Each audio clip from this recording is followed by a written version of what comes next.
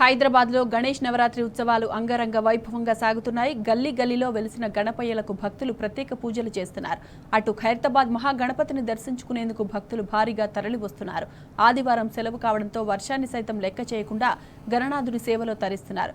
పిల్లా పెద్ద తేడా లేకుండా వినాయకునికి మొక్కులు చెల్లించుకుంటున్నారు.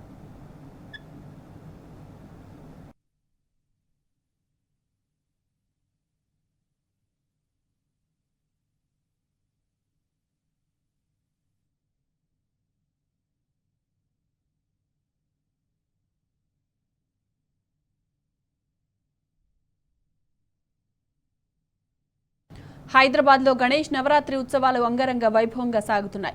గల్లీ గల్లీలో వెలిసిన గణపయ్యకు భక్తులు ప్రత్యేక పూజలు చేస్తున్నారు.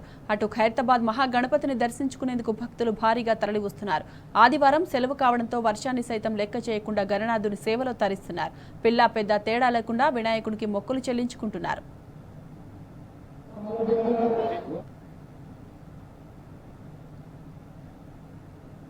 ఇక ఇదే అంశంపై మరింత సమాచారం మా ప్రతినిధి మహేష్ లైవ్ లో అందిస్తారు. మహేష్, చెప్పండి, ఖైరతాబాద్ గణేష్ దగ్గర పరిస్థితి ఎలా ఉంది?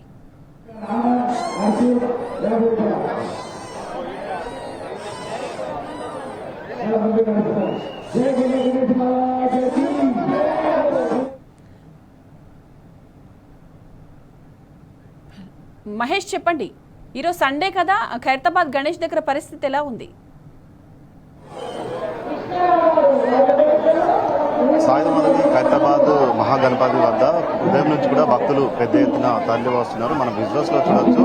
పెద్ద ఎత్తున కూడా భక్తులు ఉదయం నుంచి తరలి వచ్చి మహాగణనాథుని దర్శించుకున్న చూడొచ్చు. అయితే కాసేపటి క్రితమే భారీ వర్షం వచ్చింది. అయితే వర్షంని సైతం లెక్క చేయకుండా భక్తులు పెద్ద సంఖ్యలో కూడా తరలి వచ్చి ఖైరతాబాద్ మహాగణనాథుని కూడా దర్శించుకున్నారు. ఈ సంవత్సరము ఖైరతాబాద్ మహాగణపతి 70 అడుగుల ఎత్తులో భక్తులకు దర్శనమిస్తున్నాడు. పంచముఖ మహాశక్తి గణపతిగా ఈసారి భక్తులకు దర్శనమిచ్చాడు. 1954లో ఒక్క అడుగుతో మొదలై 2024 70 సంవత్సరాలు పూర్తయిన నేపథ్యంలో 70 అడుగుల ఎత్తులో కూడా ఈసారి ఖైరతాబాద్ మహాగణపతి భక్తులకు దర్శనమిచ్చిన పరిస్థితి కనిపిస్తూ ఉంది.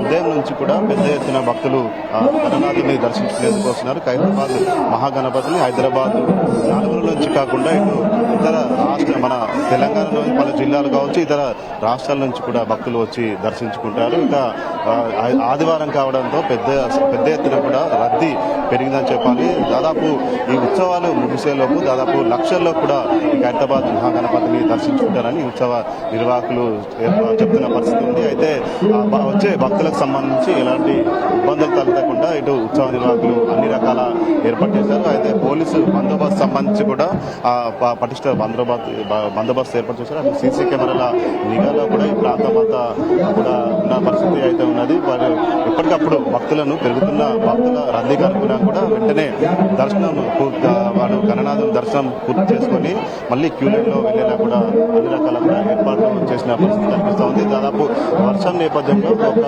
వైపు షెడ్ కూడా భక్తులకు షెడ్ కూడా ఏర్పాటు చేశారు.